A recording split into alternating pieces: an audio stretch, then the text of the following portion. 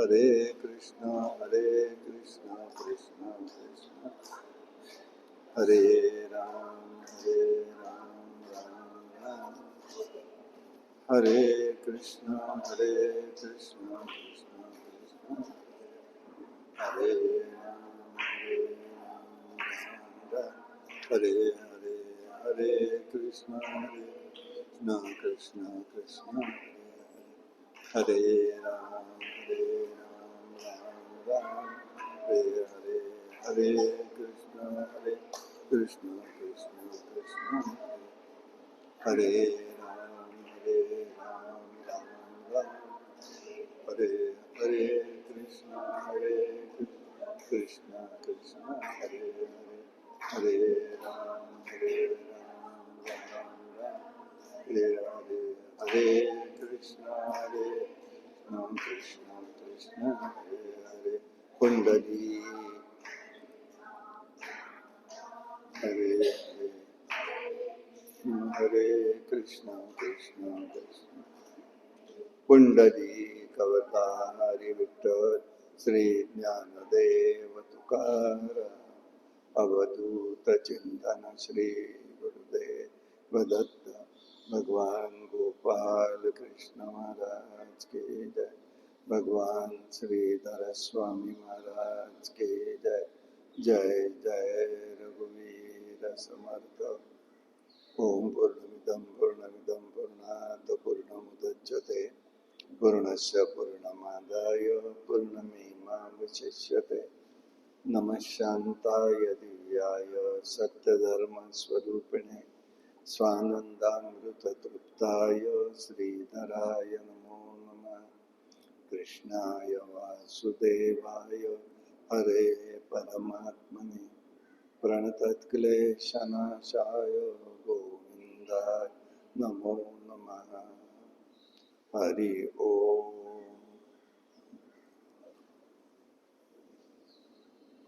या कुन्देन्दु तुषारहारधवला या शुभ्रवस्त्रावृता या वीणावरदण्डमण्डितकरा या श्वेतपद्मासना या ब्रह्माच्युतशङ्कर प्रभृतिः देवैः सदा वन्दिता सा मां पातु सरस्वती भगवती निःशेषजाड्यापहा गुरुर्ब्रह्मा गुरुर्विष्णु गुरुर्देवो महेश्वरः गुरु साक्षात् परब्रह्म तस्मै श्री गुरुवे नमः। जय जय राम कृष्ण हरि जय जय राम कृष्ण हरि जय जय राम कृष्ण हरि जय जय राम कृष्ण हरि गोवर्धन धर गोपाल नरत गोवर्धन धर गोपाल नव्रत गोकुल संकट हारी राजा राम गोकुल संकट हारी राजा राम राम कृष्ण हरि जय जय राम राजा राम राम कृष्ण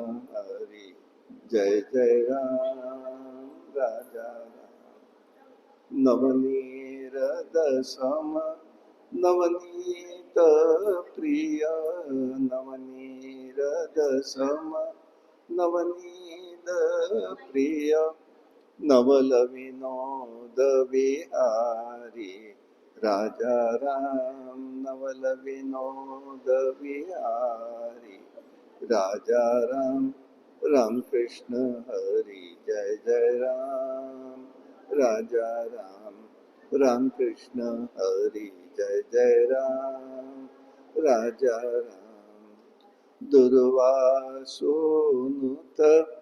दुःख विमोचक दुर्वासोनुत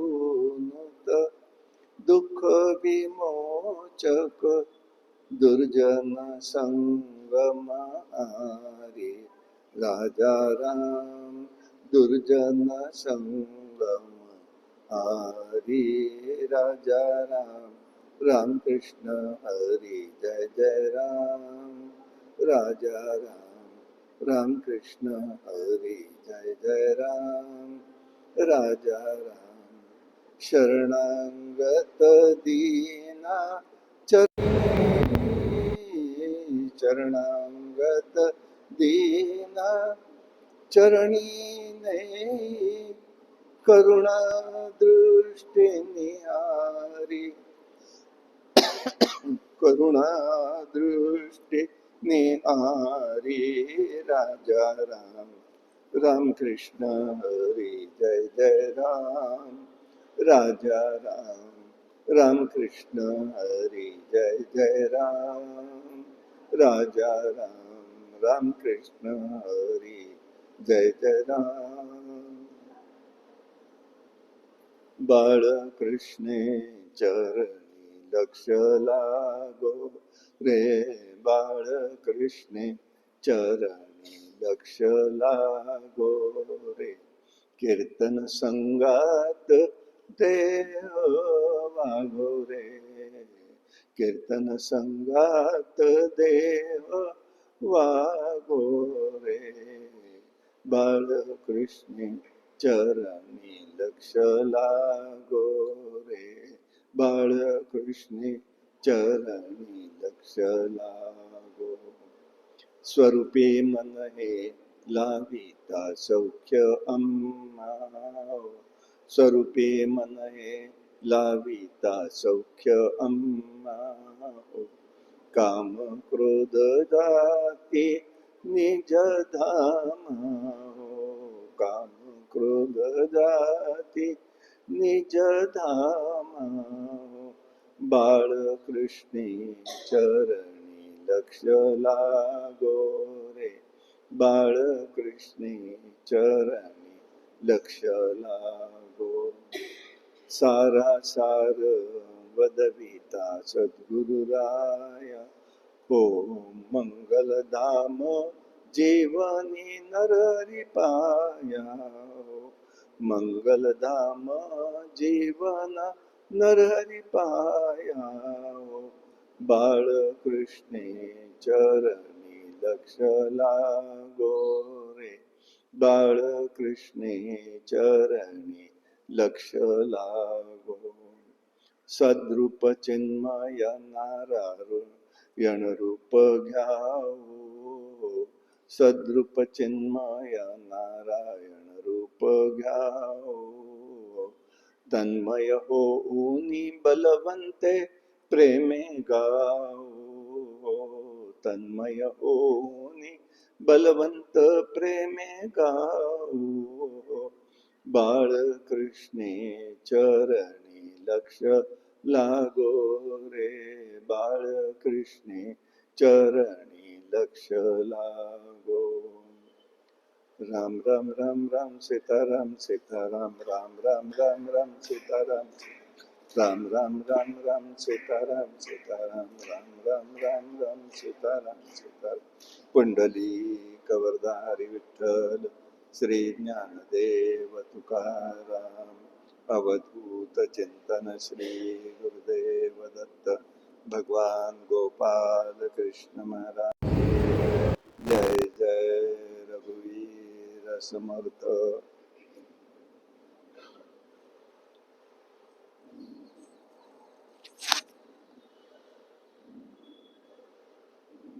सदा कृष्ण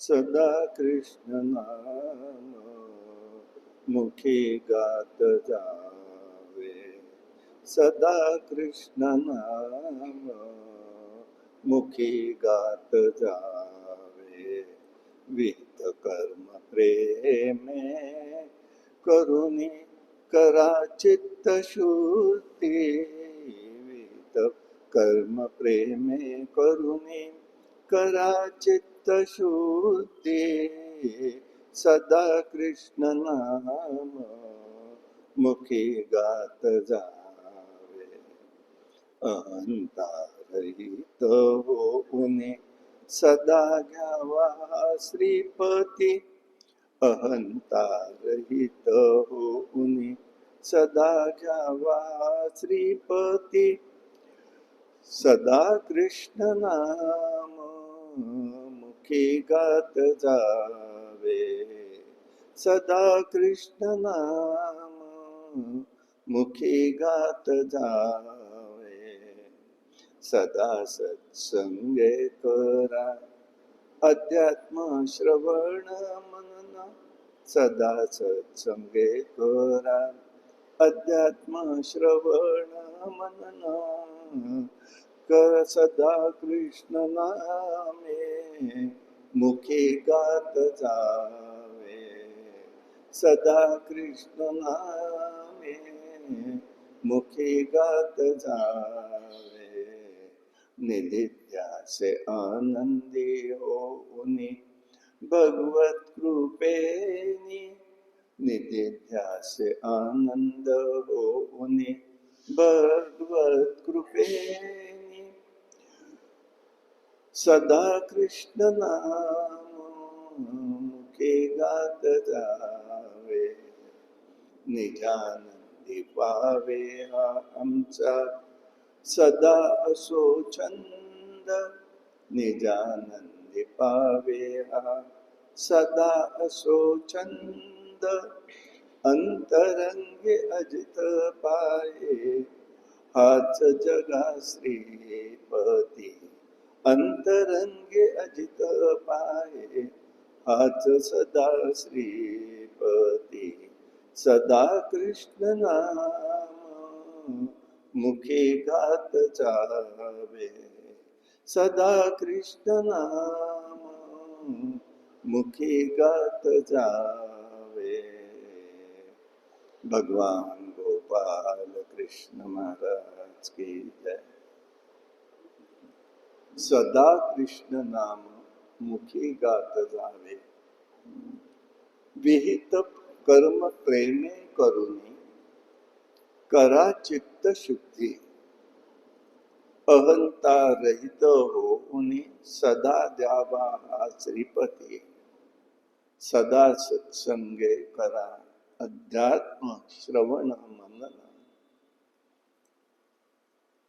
सदा कृष्ण नाम मुखी गात जावे निदध्यास आनंदी होऊनी भगवत कृपेनी निजानंदी पावे हा असा सदा असो छंद अंतरंगे अजित पावे हाच जगा श्रीपती सदा कृष्ण नाम मुखी गात जावे भगवंताचं नाम गावं अखंडपणे त्याचं चिंतन करावं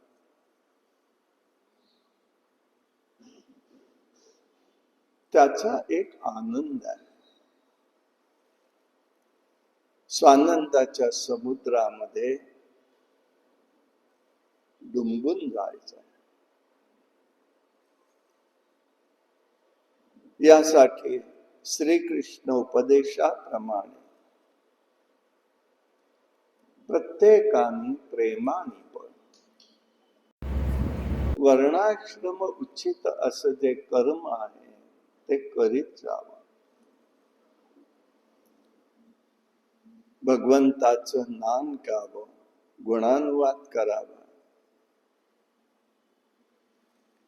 सत्संगतीमध्ये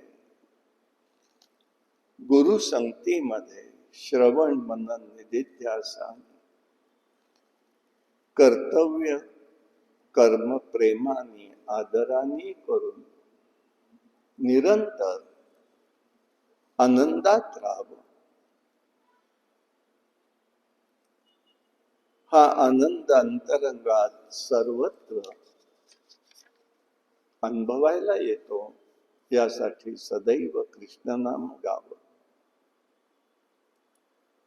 भगवंताचं ध्यान करावं. भगवत प्राप्तीची अनेक साधन आहेत, पण त्यात सगळीकडे कष्ट खूप आहेत. केवळ भगवत नामच सोपं आणि आनंद देणारं आहे. याची अनुभूती अनेक संतांना आली आहे, भक्तांना आलेली आहे. म्हणून वामन पंडित म्हणतात, अजित नाम वदो बलत्यामिषे सकळ पातक भस्म करीत असे.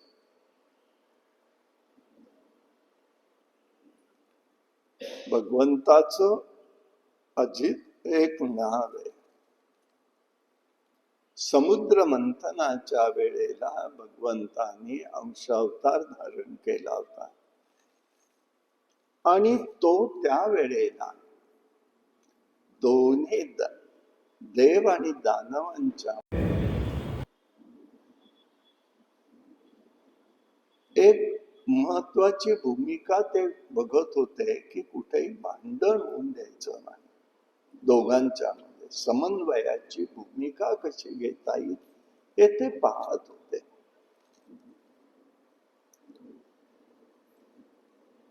म्हणून अशा जे परमात्म्याचं अजित असं ते नाव आहे,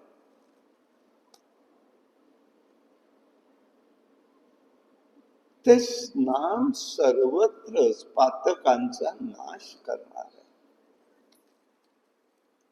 आणि म्हणून भगवत नामाचा आनंद प्राप्त झाला पाहिजे. पण मग तसा अनुभव सगळ्यांनाच का येत नाही, असा प्रश्न आपल्याला पडत असतो. नाही, त्याचं कारण आहे मन बुद्धी चित्त शुद्धी झाल्याशिवाय त्याची अनुभूती येत नाही.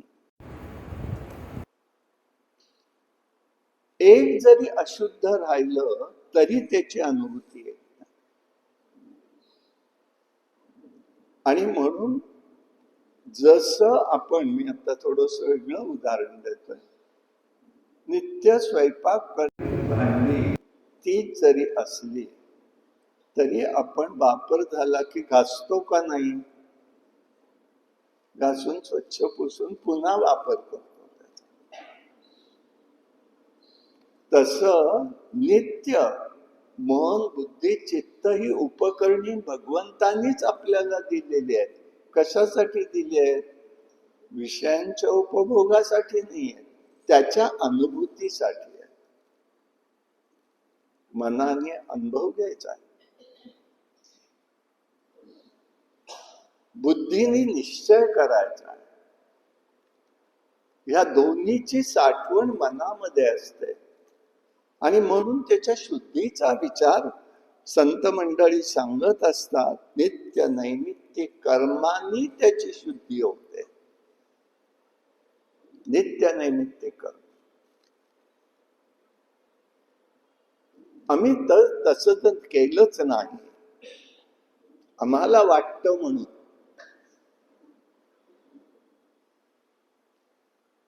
आपल्या वाटण्यावर काही नाही, हे नक्की ठेवायचं. आत्मसाक्षात्काराचा सोपा मार्ग म्हणजे भगवत नाम आहे. या साधनेने भगवंतच प्रसन्न होतात, कृपा करतात.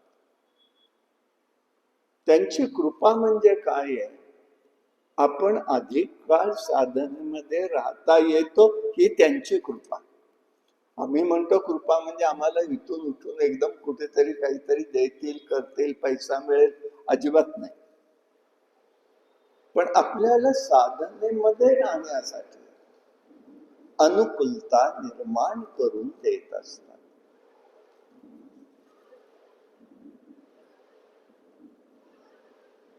काल का परवाच कोणीतरी सांगितलं की ते होते तोपर्यंत सुनेनी काही सांगून दिलं नाही, करून दिलं नाही, केलं नाही. स्वतः सासू करते पण तिने केलं नाही.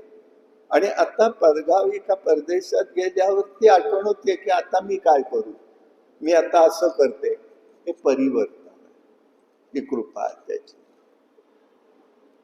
ही कृपा आहे त्याची.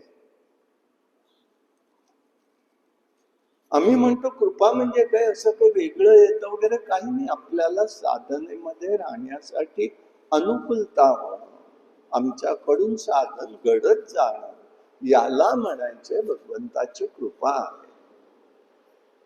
मला कोणी विचारलं म्हणजे मग मी तिथे त्या ठिकाणी म्हणायचं आहे माझ्यावर कृपा आहे बाबा, विचार करत नाही. तो ऋणानुबंध आहे, तो ऋणानुबंध आहे. आणि म्हणून हे स्वरूप आपल्याला पाहायचं आहे. भगवत नामाने धर्मवृद्धी होते आणि अधर्माचा नाश होतो. श्रुती म्हणते यतो धर्मस्ततो जया. जिथे धर्माचं पालन आहे तिथे जय हा निश्चित आहे. भगवंताचं प्रगट होण्याने कार्य सिद्ध होते. त्याचं कार्य कोणतं आहे? यदा यदा यधर्मस्य ग्लानिर्भवति भारत अभ्युत्थानम् अधर्मस्य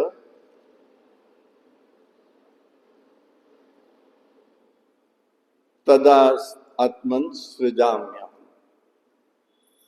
हे त्या ठिकाणी तो करतोय. जो सहाय्यच करणार नाही त्याच्या कामामध्ये, घटकावरून पण, तर त्याच्यात अपयश आपलं आहे, त्याचं नाही. शिशुपालाला वरदानच दिलंय एक प्रकारचं, कारण तो जन्मल्यानंतर त्याच्या मस्तकावरती एक शिंग आलेलं होतं आणि कुरूपच दिसत होता. आकाशवाणी झाली, तो ज्याच्या जवळ जाईल आणि ज्याच्यामुळे तो सुंदर बनेल त्याच्याच कडून त्याचा वधही होणार आहे. आता हा मावशीचाच मुलगा,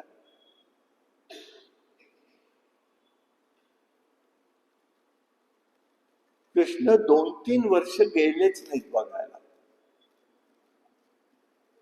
शेवटी काही प्रसंगाने जावं लागलं, गेले. हे आईला माहितीये काय होणार आहे. आई तो त्यांनी अपेक्षाच केली नाही, पण त्या आईने मावशीने मात्र मुलाला त्याच्या जवळ आणून दिला, बांधीवर ठेवला. स्वरूप संपन्न झाला. लगेच आईने पाय धरले, बाबा रे त्याला मारू नकोस. तो तर अज्ञानीच होता, लहान होता, त्याला काहीच कळलं नाही. पण त्याला सांगते, आईला कळलेलं आहे की याच्याचकडनं मारला जाणार. मग म्हणतो आता एक काम करेल, मी एकच सांगतो तुला, मी मारणार नाही, पण 100 अपराध होईपर्यंत मी काहीही करणार नाही. मी काही करायचा विषयच नाही, काय होईल त्याप्रमाणे इतरांकडनंच होईल. पण 100 अपराध त्यांनी माझे जर केले तर त्याला तिथे मृत्यू आहे. आता ही गोष्ट तरुणपणी त्याला कळाली, मग त्यांनी केले नसते तर, पण नाही केले. भगवंताच्या सुदर्शन चक्राने त्याचं काम लगेच तात्काळ करून टाकलं. वेळ आली की थांबत नाही. पण कृपा देवानी कशी केली? 100 अपराधाची मुदत दिली, ही कृपा आहे. कदाचित त्यांनी केलेच नसते एवढे, 99च केले असते, पण 100 करूनच दिला नसता तर किती काळ राहिला असतं कोणच ठेव. पण हे होतं असं, आणि म्हणून भगवंताचं प्रगट होणारं जे कार्य असतं, ती सिद्धी होत असते. आपल्याला पूर्वार्ध एवढ्याच स्वरूपामध्ये आपण बघूया आणि पुढे जाऊया. आपण एक गोष्ट लक्षातच ठेवायची आहे, आपण कारागृहामध्ये परमात्मा श्रीहरी प्रगट झाले, तो जन्मकाळ आपण इथे करत असतो. उडुपीलाही तसाच होतो. म्हणजे आपल्याला आधार आहे तो, की काय इथे करतोय असं नको वाटायला कोणत्याही मनात येईल तसं केलं जात आहे का, तसं नाही.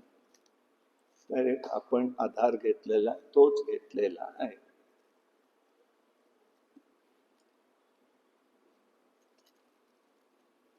एकदा भूमीला भूभार झालेला,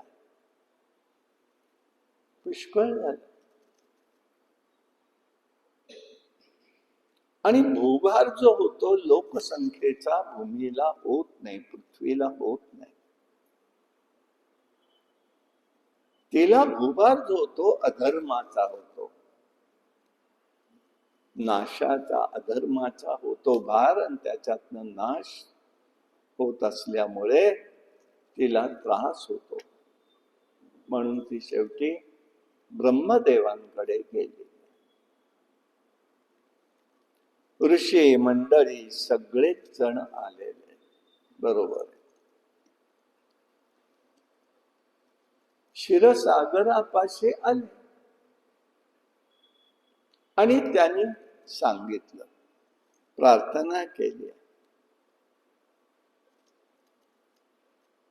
ही गोमाता, पृथ्वी गोमातेचं रूप घेऊन गेलेली आहे. गोमातेचं रूप घेऊन ती समोर उभी राहिलेली. आणि आधी ब्रह्मदेवाकडे प्रार्थना केली त्यांनी. पापी जन अभक्त दैत्य ते मातले, धरणीसी झाले ओझे त्यांचे. धरणीचं ओझ झाले.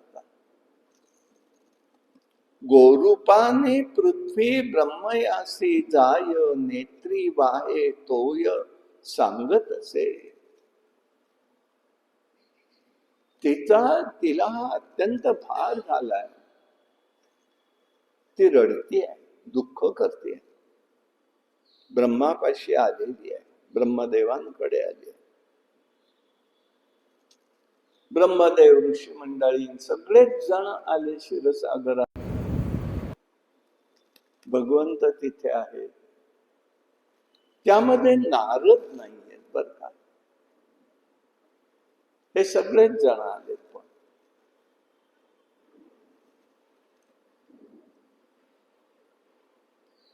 आणि पृथ्वी मातेने पुन्हा तिथे प्रार्थना केली आहे.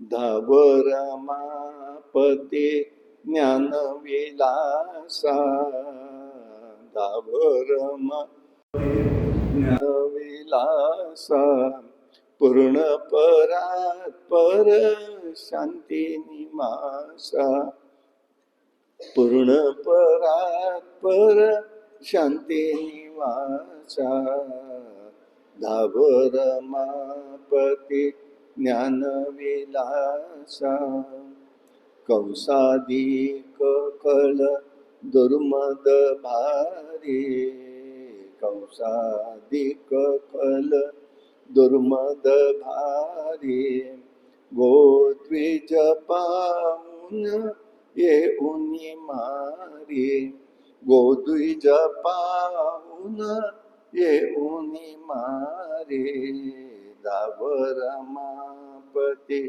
ज्ञान विलासा, धर्म न ठेविती हाय विचारी, धर्म न ठेविती हे अविचारी, तोड प्रभो भय दायक फासा, धावर मापती ज्ञान विलासा, धावर मापती ज्ञान विलासा, पूर्ण परात पर शांती निवासा, धावर मापती ज्ञान विलासा. हे रमापती धावत ये बाबा,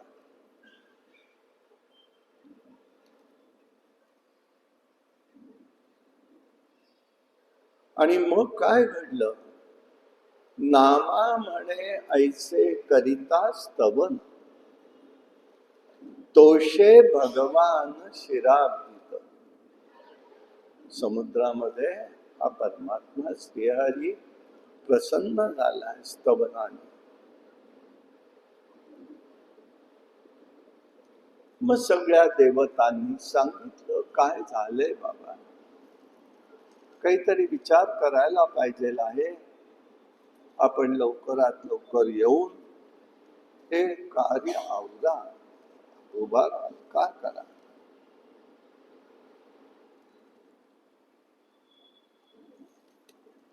भगवंताने ऐकलं शेषनारायणाने आणि त्यांनी सांगितलं, मी उद्भवेन यदुच्या पुरी, जसा रे सारे तुम्ही सुरही यादव पसारे. त्यांनी सांगताय तिथे, मी यदूच्या कुळामध्ये जन्माला येईन, पण तुम्ही सर्व देवांनी माझ्या सहाय्यासाठी यादवांच्या ठिकाणी गोकुळ वृंदावनामध्ये सर्वांनी या. आता गोकुळात आलेले कोण होते माहितीयेत का? सगळे देवदेवता गोकुळात आले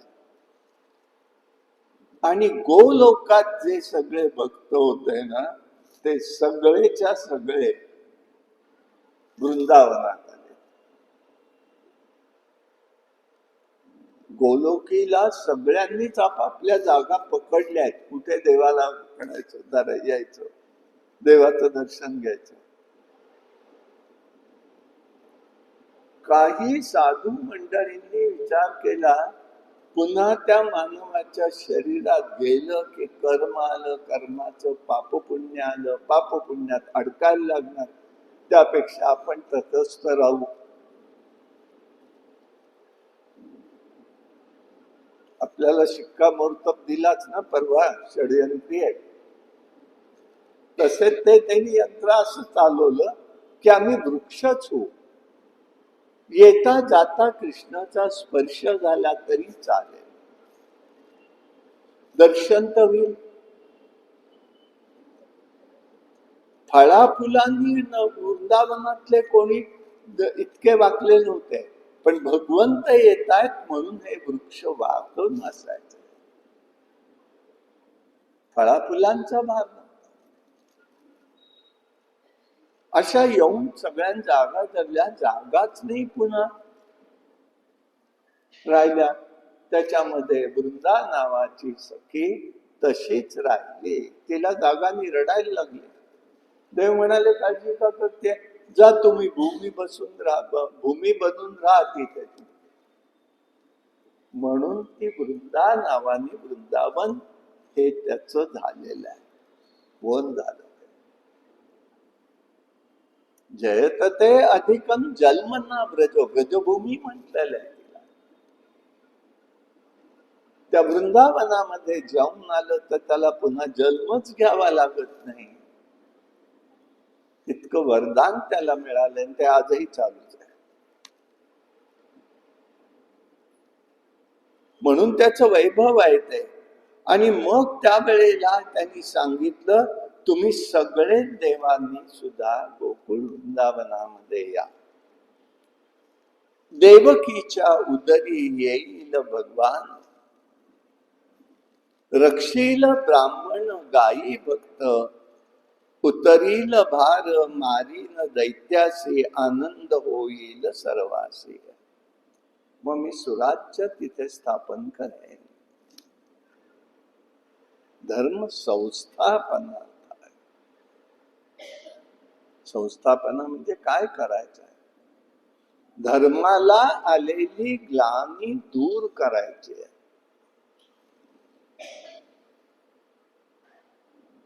ते सगळं ऐकून सगळे संतुष्ट झाले. त्या वाणीने शब्दाने संतुष्ट झाले आणि स्वस्थानी सगळे निघून गेले. सगळे देवदेवता निघून गेल्या. बघितलं त्यांनी तिथे यदुकुळात शूरसेन हा वंश होता.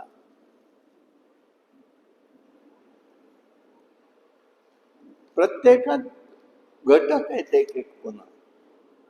यदुकुळ म्हणजे एकच आहे यदू असं नाहीये, तर त्याच्यामध्ये घटक शूरसेन. हे शूरसेन कोण होते? रामावतारात लक्ष्मणाच्या वाट्याला ही भूमी आलेली होती. रामाने त्याला ती भूमी दिली होती. ती लवणासुराची भूमी आहे.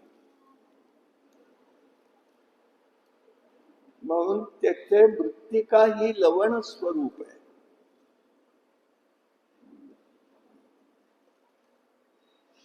त्याचा वध तिथे करणाऱ्या लोक होते, जे काही सैन्य पाठवलं त्यांनी वध केला त्याचा.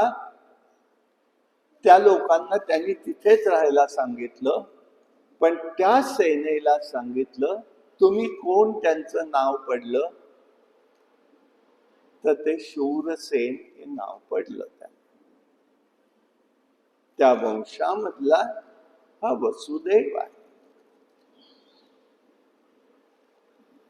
मथुरा नगरीमध्ये तो राहतोय.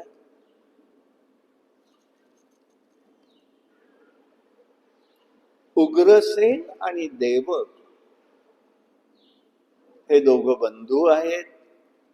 तेही मथुरा नगरीत राहत आहेत. देवकी जी आहे ती देवकाची कन्या आहे, जे उग्रसेनाची पुतणी.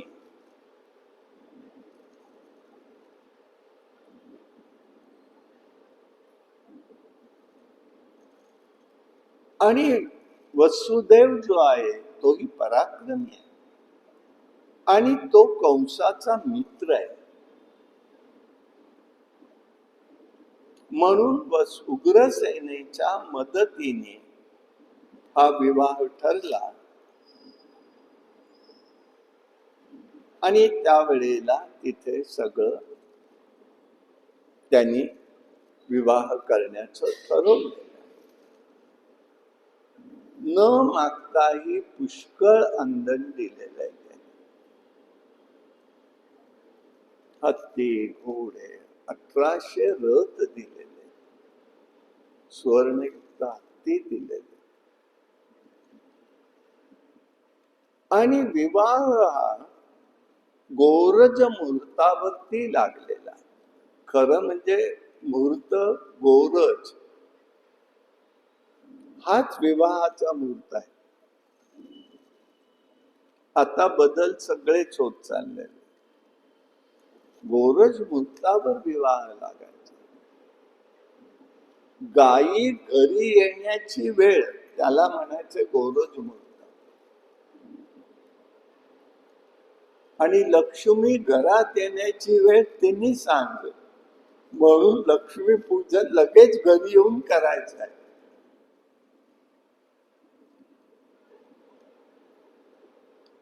एका लग्नात पाहिलं ते सगळं होऊन रात्री झाले 12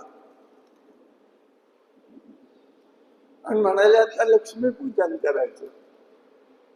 ते म्हणाले 12ला लक्ष्मी पूजन कुठला करताय? म्हणाले नाही करता येणार. होऊ दे, तो आपलं हे सगळं चालत करण्यात वेळ गेला. सकाळच्या लग्नामध्ये वेळ, नंतर मग रिसेप्शन मध्ये वेळ, मग त्या अमक्यात वेळ, ते काय सगळं गोंधळ करत करत संध्याकाळचं लग्न हे करायचं लक्ष्मी पूजन ते रात्री 12 नंतर करा म्हणाले. आता याला उत्तर काय? ही परिस्थिती सध्या चालली. आणि मग तो विवाह झाला. आता वरात निघालेली आहे. वरात तेव्हा होती. वरात शब्दामध्येच ते खरा अर्थ कळतो, मिरवणूक नाहीये त्याला. वरातच म्हटलेलं, वर आहे ना तो, वराला घेऊन जाणार मिरवणूक. आणि तिथे त्यांनी निघाल असताना कंसाचा मित्र, देवकी ही चुलत बहीण, पण बहिणीसारखं होतं त्या बहिणीसारखं प्रेम, तो तिला घेऊन निघालेला आहे. रथ स्वतः चालवतोय. आणि तेवढ्यामध्ये आकाशवाणी झाली.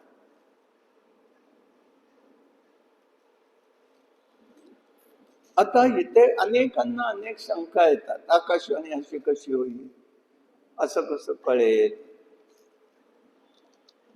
आज आकाशवाणी हे केंद्र तर आता माहिती आहे रेडिओमुळे. पहिला रेडिओ आला, टीव्ही नंतर आला. ठराविक पॉइंटला गेलं तर ती स्टेशन्स लागतात ना रेडिओमध्ये. तशी ती अवस्था आहे. तो आवाज प्रगट होणं, ऐकायला येणं. उज्जैन विद्यापीठामध्ये प्राध्यापक कवीश्वर म्हणून होते, डॉक्टर कवीश्वर म्हणून. त्यांनी एक संशोधन केलेलं आहे. आणि ते संशोधन हे आहे की अंतराळामध्ये आजही महायुद्धाच्या वेळचे आवाज आहेत. आणि ते त्यांनी कॅच केले, पकडले ते का यंत्रामध्ये. आता हे तुम्हाला माझ्या कल्पनेच्या पलीकडलं म्हणून ते अगदी चुकीचं आहे असं नाहीये. त्यावेळची जी ब्रजभाषा आहे त्याच्यातलेही काही आवाज आले. आणि हे सगळा शोध घेता घेता आज वृंदावनातनच ब्रजभाषा नष्ट झाली.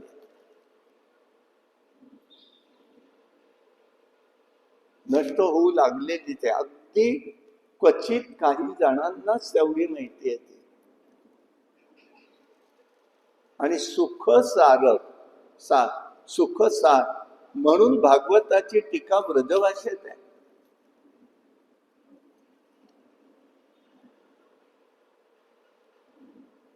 अतिशय सुंदर आहे. पण ती भाषा आता याचा शोध घेता घेता असं लक्षात आलंय, काश्मीर मधल्या एका पहाडी भागामध्येच फक्त ती बोलली जाते.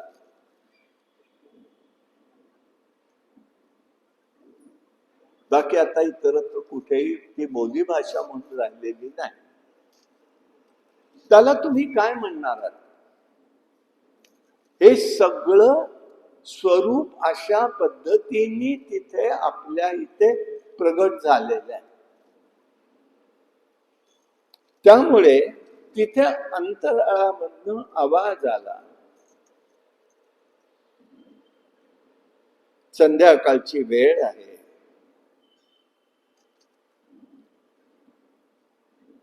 कंसा सावध होई आता, झाली नभोवाणी, जिचा रथ नेतो तिचा अष्टम गर्भ, तुझा काळ सावध हो कंसा. अशी नभोवाणी झाली. सावध हो बाबा, तू असं करू नकोस.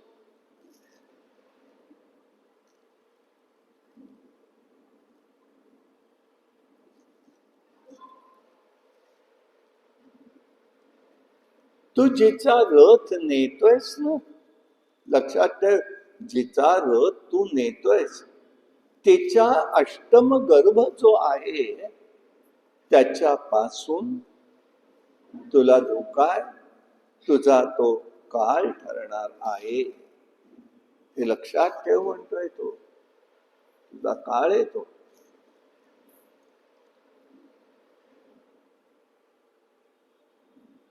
हे ऐकलं आणि कंस असतो. दुष्ट आणि क्रूरपणा त्याचा प्रगट झाला.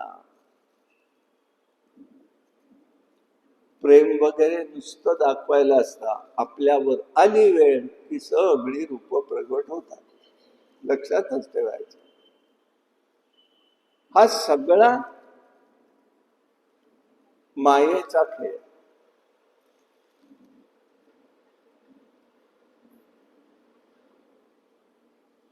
तो देवकीला म्हणाला, तिच्याच उदरातनं येणार ना, तेच मी नष्ट करून टाक. मागे फिरला, रथ थांबवला आणि त्या देवकीचे केस धरून तलवार उगारली. रडते ती. तिलाही कळलेलं ही आकाशवाणी झालेली आहे. ते म्हणते, नाही असं करू नकोस बाबा. मग कंसाने एक विचारलं. कंस पराक्रमी आहे, युद्ध करू शकला असता, परंतु त्यांनी विचार काय केला, विवाह प्रसंगी अशा पद्धतीचं युद्ध इथे नको. सामंजस्याने गेला. कंस थांब म्हणाले, अरे तू पराक्रमी आहेस, तुझा पराक्रम तू कलंकित का करतोयस? बर, स्त्रीला मारणं हे एका योद्ध्याचं काम नाही आहे. हे तू का करतोयस असं? आणि त्यातून तुझी ती भगिनी आहे, तुझा पराक्रम कलंकित होईल. त्याचं भाषण बोलणं सुरू झालं. थांब थांब म्हणतोय तो. विचार कर. पण तो थांबलाय. हे बघा, म्हणून सत्वगुणी माणसाने आपला स्वत्व हे कधीही एकदम प्रगट करायचं, हळूहळू करायचं. त्याचा परिणाम होऊ शकतो.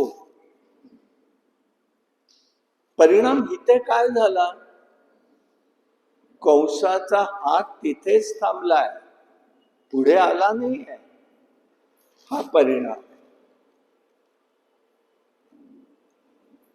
आता कंसाला जरा वसुदेवाला बरं वाटलं. मग तो समजुतीने पुष्कळ गोष्टी सांगितल्या त्याने. आता सामंजस्याने हे होत नाही म्हणाल्याबरोबर तरी कंसाने देवकीची वेणी धरून तिला रथाखाली ओढू लागलेला आहे. मग त्यांनी त्याची स्तुती परत केली. आता एक युक्ती मांडली. कंसा, ठीक, आता हे झालंय, हे सांगितलं गेलंय, तुला राग येणं स्वाभाविक आहे. मी काही तुला अडवत नाही. ठीक आहे, तुझी इच्छा आहे ना मारायचं, मार. पण एक मी तुला विचारतो, तिच्या गर्भापासून धोका म्हटलं का देवकीपासून आहे? म्हणजे परिवर्तन आपण कालपर्यंतच्या विषयात पाहिलेलं आहे. परिवर्तन हे असं होत. तो म्हणतोय, मी जिच्या पहिल्यांदा म्हणतोय, जिच्या पासून हा गर्भ निर्माण होत आहे तेच मूळच मी नष्ट करतो. आता यांनी सांगितलं, तुला नाही ना तिच्यापासून धोका, मग तिला सोड ना तू. मी एक काम करतो, मला जी जी मुलं होतील ना, ती मी देवकीला मुलं होतील ना, ती सगळी तुला आणून दे. काय करायचंय तू कर. आणि हा विचार वसुदेवाला कंसाला पटला. म्हणाला, काही हरकत नाही, हे बरं आहे, ही युक्ती बरी आहे.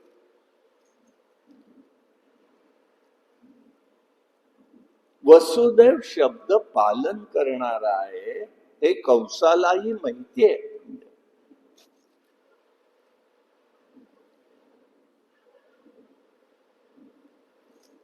अशा प्रकाराने तो आला.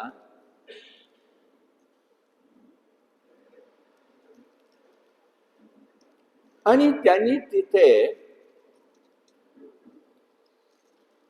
वरात लगेच सांगितलं सारथ्याला, जा बाबा पुढे घेऊन जा. करार झाला दोघांचा एक प्रकार. तिलाही जरा बरं वाटलं. दोघेही घरी आले.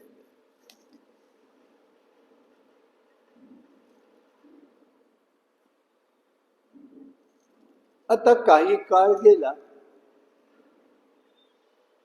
पहिलं अपत्य झालं. पहिलं अपत्य झालं ठरल्याप्रमाणे वसुदेव त्या जन्मलेल्या मुलाला घेऊन तो कंसाकडे आला.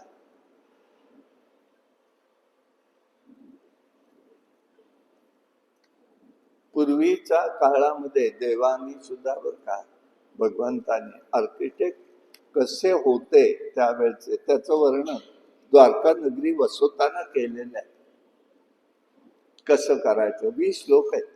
आर्किटेक्ट असेल त्या लोकांनी त्याचा अनुभव जरूर घ्यावा.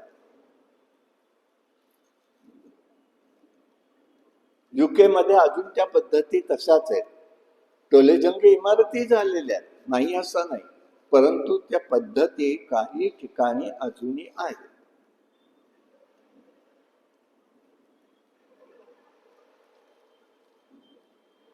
कसं घर असावं त्याप्रमाणे कंस त्याच्या दुघईवर, राजाचं घर सुद्धा 2 मजल्यापर्यंतच, पुढे नाही. हे त्याच्यात होता विशेष. सर्वनाश व्हायला कारणीभूत कुठे झालं? शनिवारवाडा 7 मजली होता.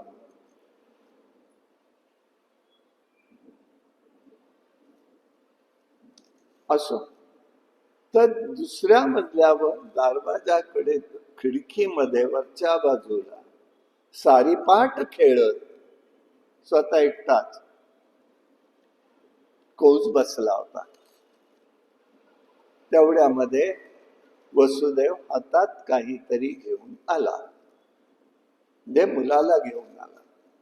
त्यांनी पाहिलं काहीतरी आणलंय. या भाऊजी या, काय हवंय?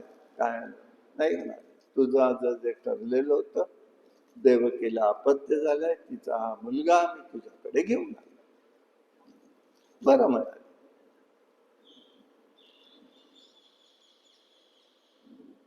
पण गंमत काय झाली, त्या बाळाला पाहिलं त्यांनी. राये बाळ पाहुनी नयनी, दया उपजली अंतःकरणी. त्याला पाहिल्यावर त्याच्या अंतःकरणात दया निर्माण झाली. जाऊ दे, पहिल्या मुलांनी काय केलं? अष्टमगर्भ आहे. वसुदेव किती प्रामाणिक आहे, मित्र आहे माझा, मनात विचार करतो. ठरल्याप्रमाणे त्यांनी आणलाय मुलाला. पण जाऊ दे, त्याला देऊ सोडून.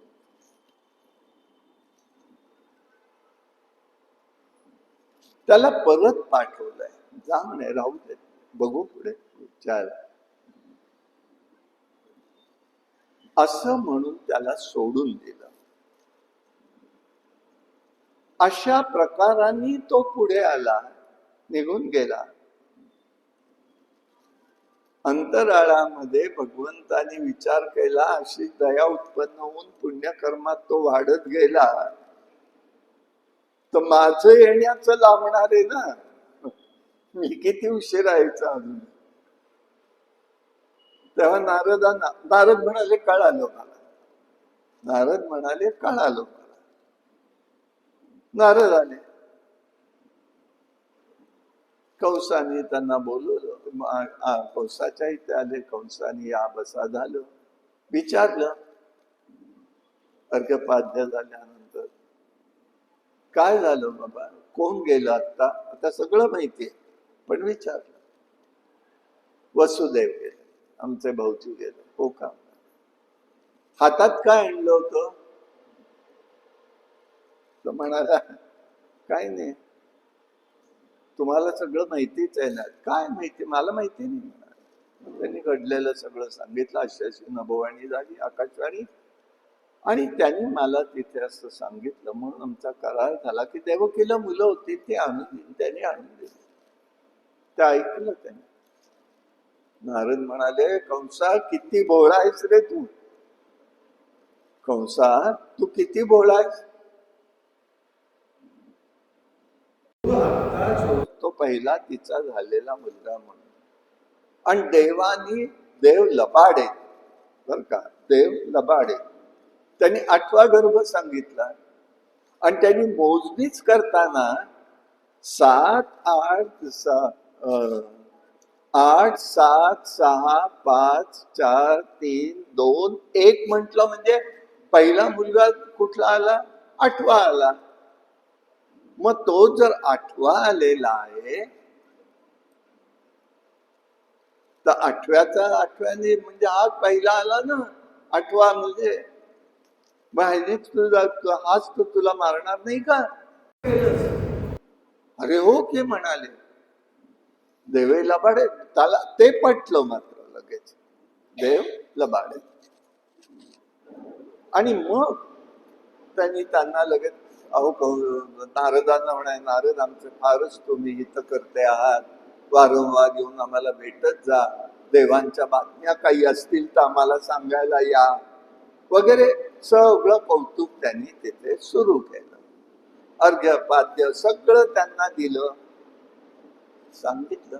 आणि नंतर ते तिथून निघून गेले नारदजी.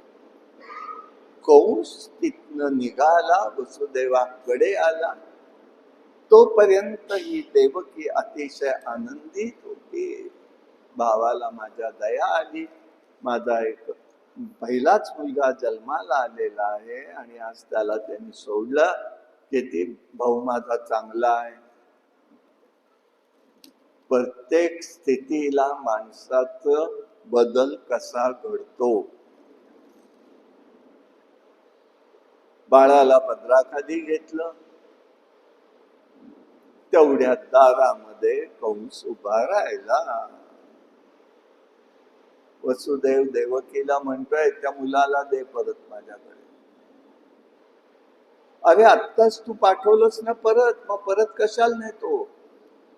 नाही म्हणाले, तू ते काही नाही, मला सगळं लक्षात आले, मी त्याला घेऊन जाणार, मी त्याला मारणार. आता ही गोष्ट त्या बाळाला मारल्याची समजली. गावामध्ये, राज्यामध्ये विरोध सुरू झाला. पहिल्यांदा त्यांनी उग्र सैन्याला डांबून टाकलं तुरुंगात, आणि नंतर त्यांनी वसुदेव देवकीलाही बंदीखान्यात टाकलं.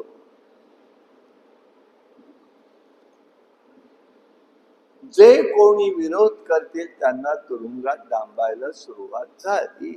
राज्यात अस्वस्थता झाली. कंस आता सगळं प्रशासन बघू लागला. असं करत करत एका पाठोपाठ एक अशी 6 मुलं त्यांनी मारली.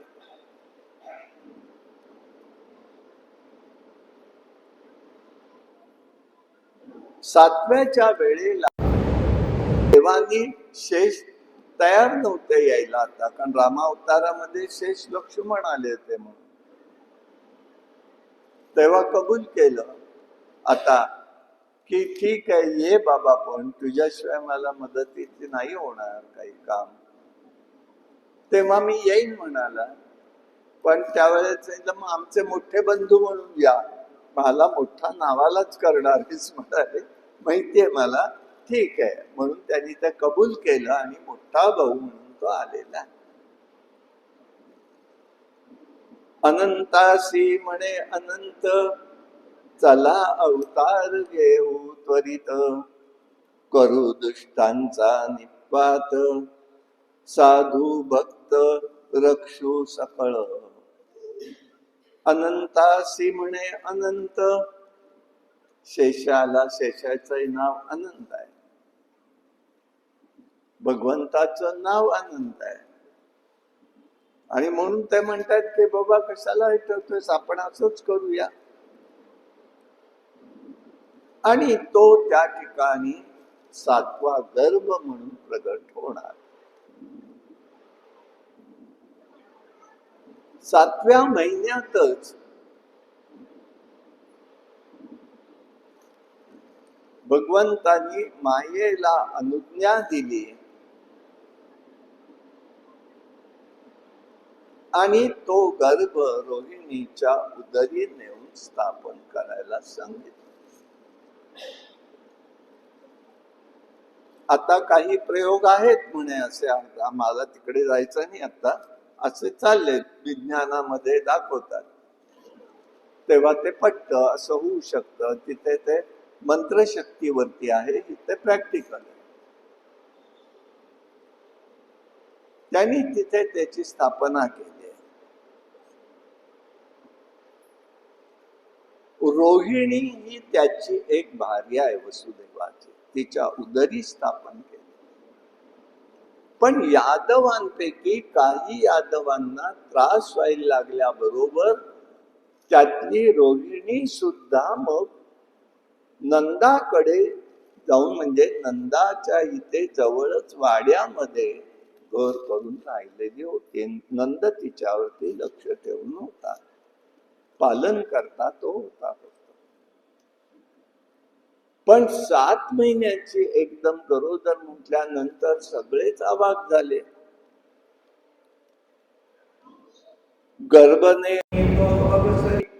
घातला रोहिणीचे उदरी, सप्तमासिक गर्भ अंतरी, येऊन घाबरली रोहिणी ती. रोहिणी घाबरली आहे.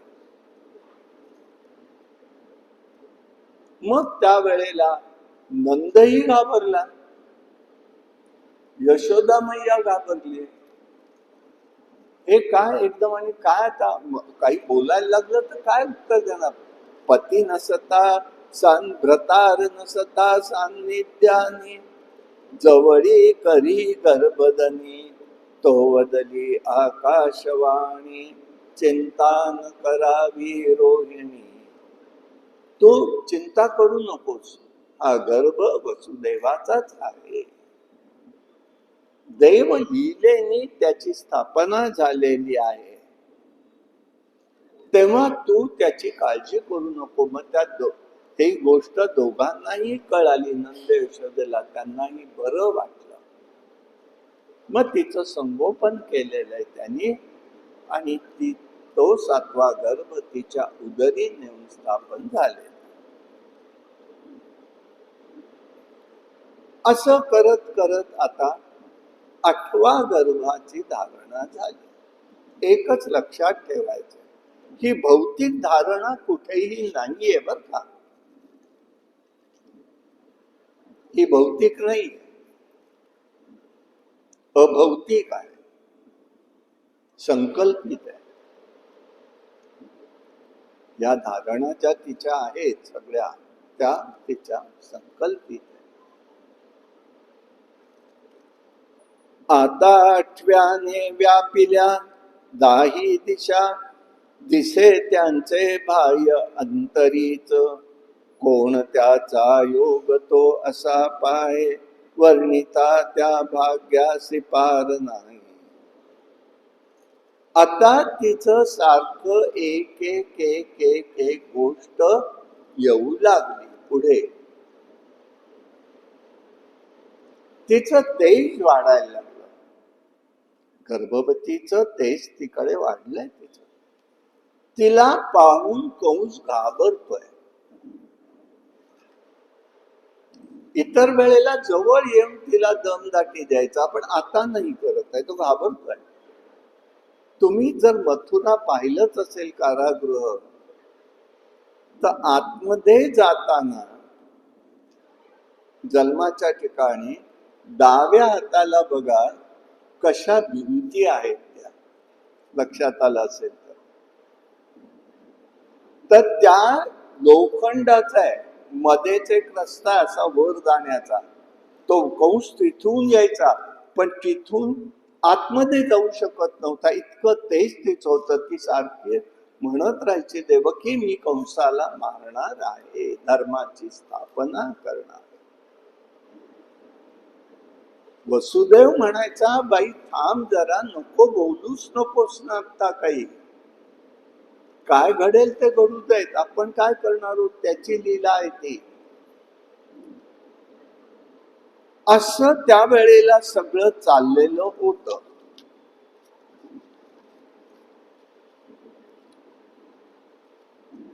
आणि हा मग यांनी जास्त लोक तिथे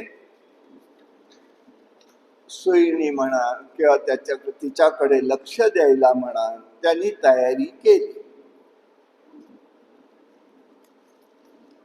आता गोकुळामध्ये मात्र एक गोष्ट घडत होती.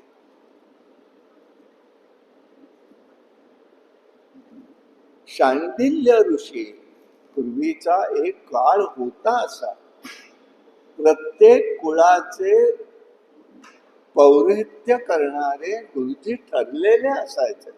पिढ्यानपिढ्या त्यांनी त्यांचं पौरोहित्य केलेलं असायचं. त्यामुळे त्यांचा एक सन्मान असायचा, एक भाग. आणि दुसरं, माहिती असायची सगळी त्या कुळाची.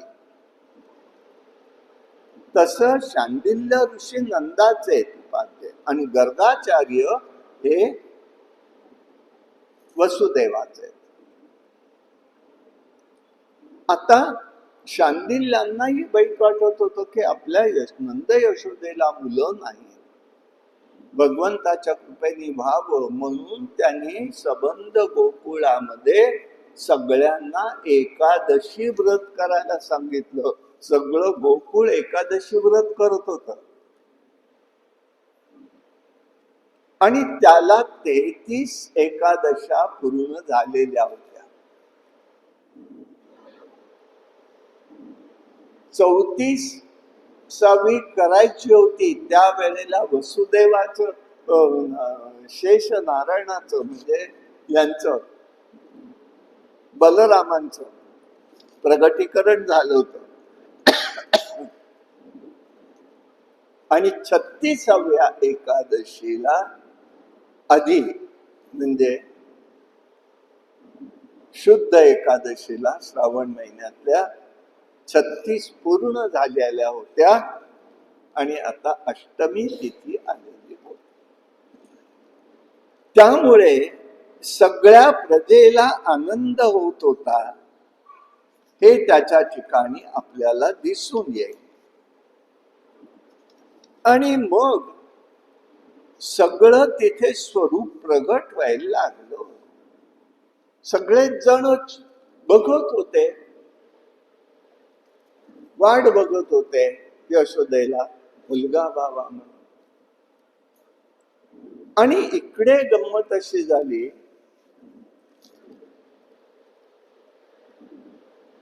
की तिन्ही सांजेची वेळ होती. कारागृहामध्ये शांतपणा होता, मंद वारा सुटलेला, दिव्य सुगंध येत होता. आणि तेवढ्या वेळामध्ये कारागृहाच्या वरच्या बाजूला एक खिडकी होती. आजही ती आहे तशीच. हे वर्णन तिथे जुळतंय बरं का, म्हणून मी सांगतोय, मुद्दाम गेला तर ते बघा शांतपणे. आणि तिथून एक दिव्य ज्योत त्यांच्या समोर आलेली आहे. त्या दिव्य ज्योतीने तिथे पाहिलं तर एक दिव्य स्वरूप प्रगट झालेलं आहे. शंख चक्र गदा पद्म हातात आहे. वक्षस्थलावर श्रीवत्स चिन्ह आहे. श्यामल वर्ण आहे, पितांबर झळकतोय. जगन्यंता परमात्मा. पण आज कारागृहात तो प्रगट होणार आहे, झाला आहे. रत्नजडित किरीट आहे, कुंडल कानात आहे, तेज पसरलेले आहे, दाट कुरळे केस आहे, कमरपट्टा आहे. दंडावर बाजूबंद आहे, कंकण शोभताय. वसुदेव ते दर्शन घेऊन एकदम बोलून गेला, विदितो असी भगवान साक्षात पुरुष प्रकृते परा, केवल अनुभव आनंद स्वरूप सर्व बुद्धी दृक. हा आनंदाचा क्षण आहे रे देवा. केवल आनंद, आनंद स्वरूप आहे.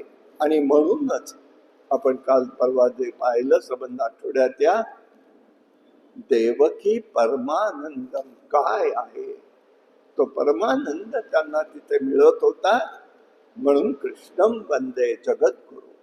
हा अनुभव म्हणतायत, वसुदेव म्हणतात, मला अनुभव येतोय, तू केवल आनंद स्वरूप आहेस. आपण प्रकृतीच्या पलीकडे आहात, पुरुषोत्तम आहात, मी जाणलं आता. केवळ स्वरूप आनंदाचं अनुभव गम्य आहे. आनंद स्वरूपात आपण सर्व बुद्धीचे साक्षीदार आहात.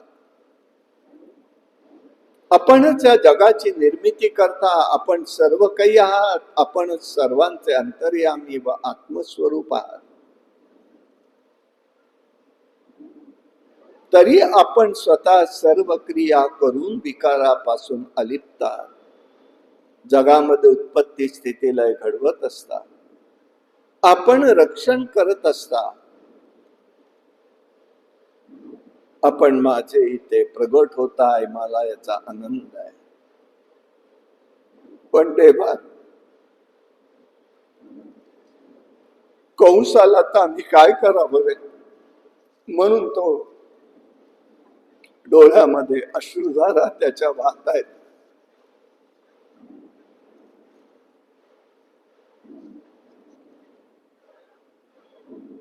देवकींनी पाहिलं, गळगळा अश्रुधारा तिच्या डोळ्यामध्ये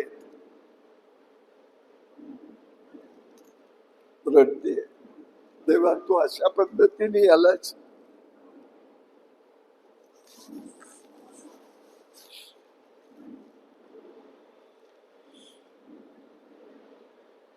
रूपम यत्तव प्रादुर्व्यक्तम आद्य ब्रह्म ज्योतिर्निर्गुण निर्विकारम सत्ता मात्रम निर्विशेष निर्हितम सत्वाम साक्षात विष्णुराध्यात्म दीपा. हे प्रभो, तुझं हे स्वरूप विलक्षण आहे. वेदांनाही ज्या रूपाला अव्यक्त आणि सर्वाच कारण संबोधलेलं आहे, ते ब्रह्म ज्योती स्वरूप आहे.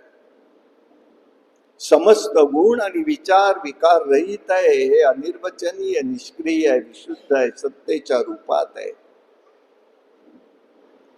ते बुद्धीचं प्रकाशक आहे.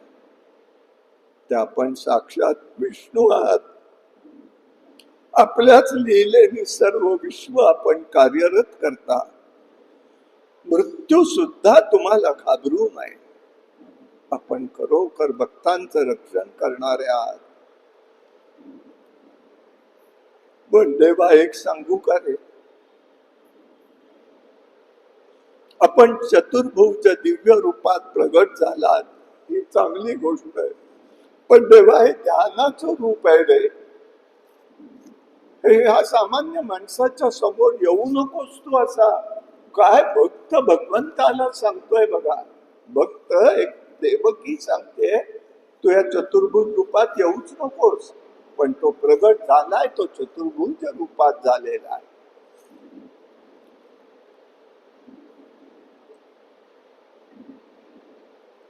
हे स्वरूप तू भौतिक विश्वात राहणाऱ्या माणसासमोर प्रगट करू नका. माझ्या उदरी येता ही चांगली गोष्ट आहे, पण कंस पापी आहे, मी त्याला घाबरते रे. हे रूप आवर्त घ्या, सामान्य मुलासारखं माझ्या समोर या. भगवान हसले, अगं मी तुझ्यासाठी आलो आहे आणि तूच मला असं येऊ नका सांगतेस. काय तुला म्हणू मी. सत्ययुगामध्ये स्वयंभू मन्वंतरामध्ये पृथ्वी, पृष्णी आणि वसुदेव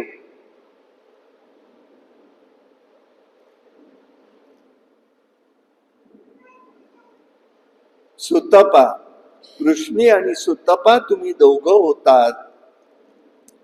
संतान नाही म्हणून आज्ञा तुम्ही इंद्रिय निग्रह करून पुष्कळ तप केलं आणि त्यामुळे मी त्यावेळेला मला 3 वेळेला तुम्ही सांगितलं माझा पुत्र म्हणून तुमच्यासारखा मला पुत्र होऊ दे. हे 3 वेळा म्हणालात तुम्ही, तुमच्यासारखा म्हणून, माझ्यासारखा म्हणून. माझ्यासारखं ह्या विश्वात दुसरं कोणीच नाही आहे. मी ब्रह्मस्वरूप आहे याचा अर्थ त्या ब्रह्माला दुसरं स्वरूप कोणी नाही आहे.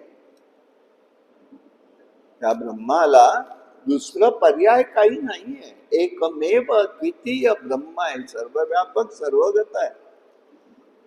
म्हणून म्हणाले मला यावं लागलं. 3 वेळा सांगितलं म्हणून 3 वेळा आता आलोय मी. सुतपा आणि पृष्णी म्हणून होतात. पृष्णी गर्भ म्हणून मी जन्माला आलो. आदित्य आणि कश्यप होते त्यावेळेला वामन म्हणून मी आलो आणि आता मी तुझ्या इथे येतोय.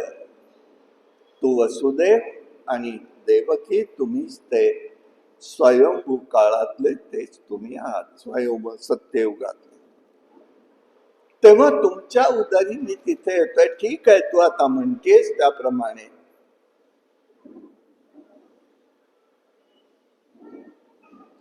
त्याप्रमाणे मी या ठिकाणी तुझ्या म्हणण्याप्रमाणे बालरूपातही येईल. सूचना केली त्यांनी.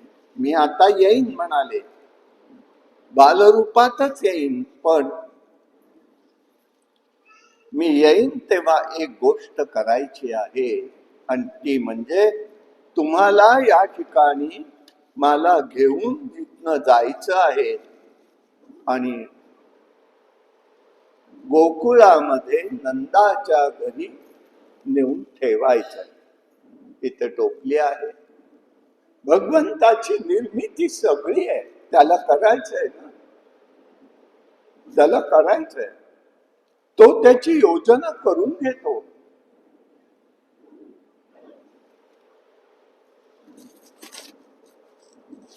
आश्चर्य वाटेल. दामोदर कुंडाला गेलो, ही लोक होती 2-3 जण. अक्षरशः आम्ही तिथे पोचलो तर कुंडाला सबंध बर्फ होत सगळं, पण तिथे तांब्या होता. कोणी ठेवला होता? अंघोळीची व्यवस्था अगोदरच तिथे केलेली होती.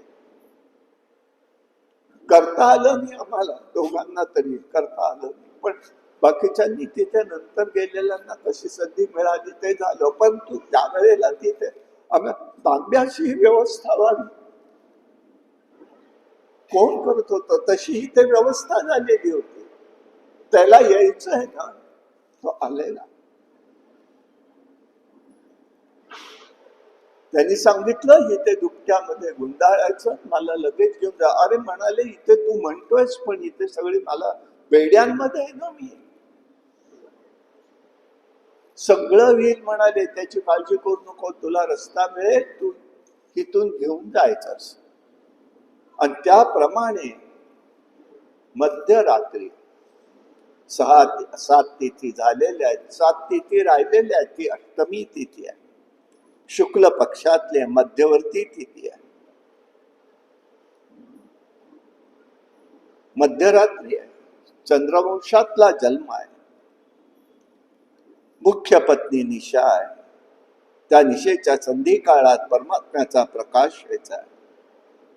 रोहिणी नक्षत्र आहे. ब्रह्मदेवाचंही नक्षत्र रोहिणीच आहे. बलरामाच्या पत्नीचं नावही रोहिणी आहे. अशी पुष्कळ रोहिणीची नक्षत्राचं पावित्र्य सांगता येईल. जगात अनेक वस्तू आहेत, त्या सर्व पाहू शकत नाही, पण इथे परमात्मा सर्व वस्तूत आहे. पण आपल्या इंद्रियांना, डोळ्यांना इतकी शक्ती नाही की ते आपण ओळखू शकतो. आणि यासाठी एकच गोष्टींनी पाहता येतं, अनुभवता येतं. भक्ती प्रेमयुक्त ज्ञानाने भक्त त्याला फक्त ओळखू शकतो. साधारण डोळे जड असतात, पण भक्ती प्रेमाचे डोळे ज्ञानयुक्त आणि चैतन्ययुक्त असतात. त्याला त्याची जाणीव होते, त्याच्या सान्निध्यात त्याला त्याचं स्वरूप समजू शकतो. आणि मग तिथून परमात्मा प्रगट झालेले होते पुन्हा येऊन. आणि मग देवकी रडतीये, पण भगवंतांनी सांगितलेलं आहे आता तसं करायचं आहे. वसुदेव ही जड अंतःकरणाने त्या बाळाला उचललाय. गार वारं होत, काजवे चमकत होते, आणि हा त्या वेळेला त्या बाळाला टोपलीत घेऊन निघणार. कसं जायचं तर दरवाजापाशी गेल्यावर ती सगळी कड्या कुलप उघडली गेली, साखळदंड तुटले गेले, सुटले गेले, आणि लगेचच्या लगेच तो सात दारातनं बाहेर पडलेला. तो कुठून गेला तो रस्ताही मथुरेला दाखवतात. आणि तिथून तो यमुना किनाऱ्याने गेलाय, आत्ताच्या रोडवेनी गेलेला नाही. तो ते अंतर खूप जास्त आहे, 45 किलोमीटरचं आहे गोकुळाचं अंतर. पण तिथून ते 17-18 किलोमीटरचं तरी अंतर आहे, नदीच्या कडेने, यमुनेच्या किनाऱ्याने. तो तिथे गेला, चालायला लागला. नदीचं पात्र भरलेले, जायचं कसं विचार नाही डोक्यामध्ये आला, पण भगवंत साक्षात जवळ आहे. निघाला, पाऊस पडू लागला, शांत होतोपणा होता, नीरव शांतता. काजवे चमकतायत, आणि त्या काजवे चमकतायत ते बघतोय हा. कुठून त्याला दृष्टी होती माहिती नाही, प्रकाश कोण देत होतं ते कळलं नाही. परंतु पाऊस पडायला लागल्यावरती मात्र ही पंचमहाभूतांनी नागाचं फणी धरलेली पंचफण्याचा नाग तिथे प्रगट झाला, मागच्या बाजूनी त्या टोपलीवरती आलेला आहे. कारण ते पाणी वाढायला लागल्याबरोबर तो छातीशी धरतोय, पोटाशी धरतो, छातीशी धरतोय. शेवटी डोक्यावरती घेतलं, पण भगवंताला पाण्याचा स्पर्श नको म्हणून नाका तोंडात पाणी जात आहे. परंतु भगवंताच्या लक्षात आलं की यमुना मला सोडणार नाही. तेव्हा त्यांनी हळूच एक पाय आपला बाजूला टाकला, उजवा पायाचा अंगठा यमुनेला स्पर्श झाला, पाणी सगळं उतरलं गेलं किनाऱ्यावरती. वसुदेव आलेला, काय आहे बघायचं त्याला भानही नाही. देह तादात्म्यत आहे, भगवंताच्या शब्दाकडे लक्ष आहे. जप जप तो निघालेला आहे. यश संबंध गोकुळ शांत होतो. रात्रीची वेळ होती, रातकिड्यांचा आवाज येत होता. कुठेही काहीही नव्हतं, फक्त काजवे चमकत होते. आणि अशा ह्याच्यात तो पुढे आलेला आहे. नंदाचा वाडाची कडी उघडली गेली, आत गेला. यशोदेची खोली जिथे होती तेही त्यांनी बघितलं, दरवाजा उघडला गेला. तिथे त्यांनी आपल्या हातातलं आणलेलं बाळ ठेवलं, तिथे असलेलं बाळ त्यांनी घेतलेलं आहे आणि निघाला. निघत असताना दारापाशी गेला.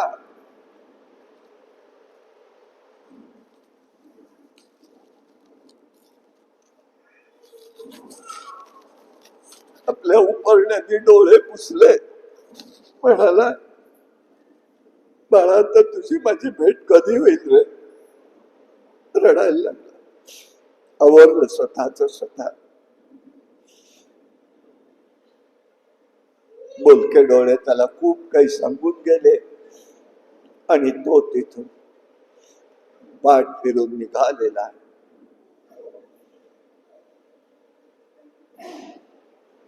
मायेला सोडलं, देवाला सोडलं, मायेला घेतलं, हे जगाची रीत झालेली आहे.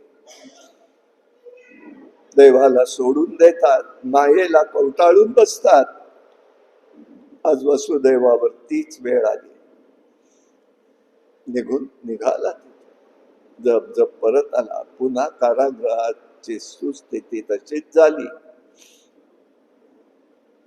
इकडे सकाळच्या वेळेला देवकी यशोदा मैयांनी पाहिलेला आहे.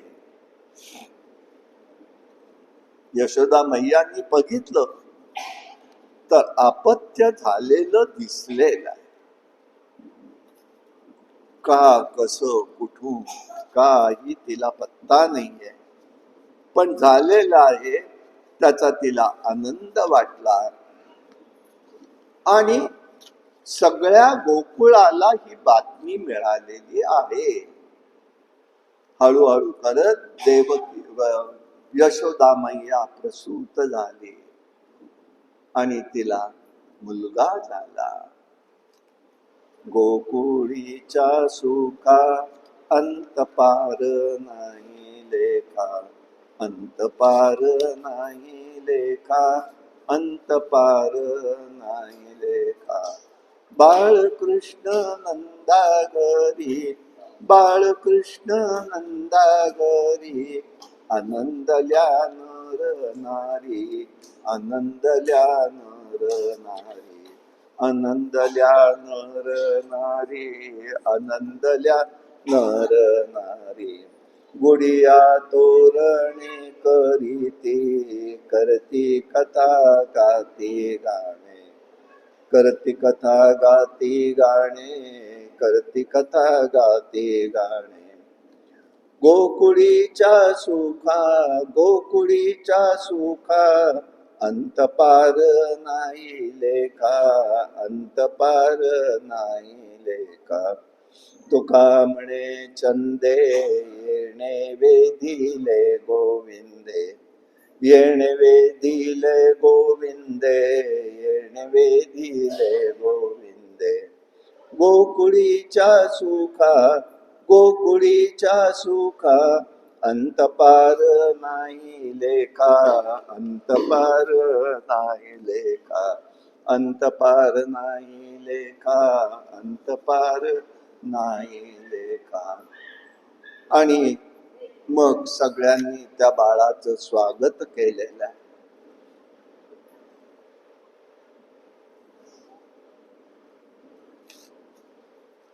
जो जो जो जो रे श्री कृष्ण आनंदाच्या कंदा बाळा, जो जो रे, जो जो जो जो रे श्री कृष्ण आनंदाच्या कंदा बाळा, जो जो रे. बाळ आले विश्रामा मम भवना, सुखावले डोळे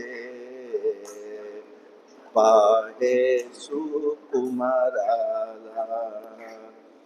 बाळा जो जो रे, जो जो रे श्री कृष्ण आनंदाच्या कंदा बाळा, जो जो रे. परब्रह्म सावळे खेळे यमुना तीरे, मन बोधियले परमानंदे आदरी. जो जो जो जो रे श्री कृष्ण आनंदाच्या कंदा बाळा, जो जो बाळा तुझ्यासाठी मी गातो गाणे बहु प्रेमे हर्ष झाला त्रिभुवना अगम्य लीला प्रेमे जो जो जो जो रे श्री कृष्ण आनंदाच्या बाळा जो जो रे आता सुखवी भक्त जना कमलवदना मन वेदिले परमानंदा कृष्ण निदाना जो जो जो जो रे श्री कृष्ण आनंदाच्या कंदा बाळा जो जो रे अजितानंदे डोळे बरी पाहिला बाळताना मनिराय तुझ्या पायी हीच विनंती पुन्हा पुन्हा जो जो जो जो रे श्री कृष्ण आनंदाच्या कंदा बाळा जो जो रे बाळा जो जो रे बाळा जो जो रे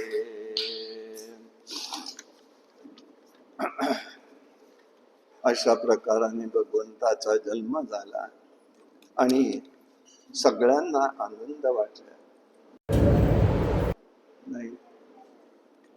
गवळण सांगे गवळणीला गवळण सांगे गवळणीला पुत्र झाला यशोदेला पुत्र झाला यशोदेला एक धाबी एकी पुढे वाटी ताटी सुंठ वडे वाटी ताटी सुंठ वडे वाटी ताटी सुंठ वडे गवळण सांगे गवळणीला पुत्र झाला यशोदेला जावाण भरून या ताटे यशोदेच्या घरी दाटी गवळण सांगे गवळणीला सुईणींची गलबला झाली सुईणींची गलबला झाली दासी जनी हेल खाली दासी जनी हेल घाली गवळण सांगे गवळणीला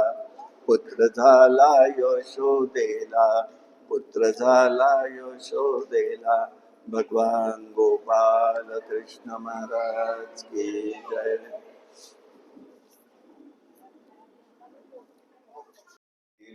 मदन गोपाळा श्याम सुंदर गळा वैजयंती माळा चरण कमल जाचे अति सुकुमार ध्वज वज्रांकुश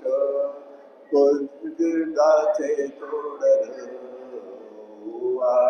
आरती नाभी कमळ जाचे ब्रह्मयाचे स्थान हृदयी पदक शोभे श्रीवत्सलांचन ओ आळू आरती मदन गोपाळा श्याम सुंदर गळा वैजयंती माळा नाभी कमळचे ब्रह्मयाचे स्थान हृदयी पदक शोभे श्रीवत्सलांचन ओ आळू आरती मदन गोपाळा श्याम सुंदर गळा वैजयंती माळा मुख कमल पाहता सुखाची आकुती वेदियले